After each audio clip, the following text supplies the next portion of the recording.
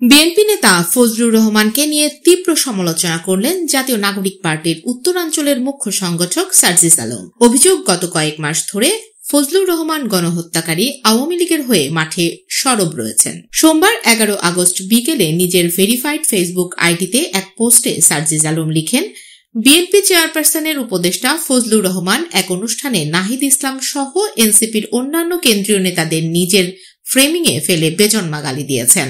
এই আওয়ামী লীগার ও মুজিববাদী এখন বিএনপির ন্যারেটর অ্যান্ড ওরেটর। তিনি আরো বলেন, সিনিয়র রাজনীতিবিদদের সম্মান করলেও রাজনৈতিক আদবের তোয়াক্কা না করা, ফ্যাসিবাদের দালালি করা এবং আওয়ামী এজেন্ডা বাস্তবায়নের দায় সেই নেতাদেরই নিতে হবে। পোস্টে সার্জিস প্রশ্ন তুলেছেন, পাল থেকে ছুটে যাওয়া কয়েকজন নেতার জন্য বিএনপি কি নিজেদের বারবার প্রশ্নবিদ্ধ হতে দিতে চায়? তার দাবি, এদের স্টেটমেন্ট ও কর্মকাণ্ডের বিরুদ্ধে ব্যবস্থা না নিলে মানুষ ভাববে বিএনপি তাদের দিয়ে এসব বলাচ্ছে।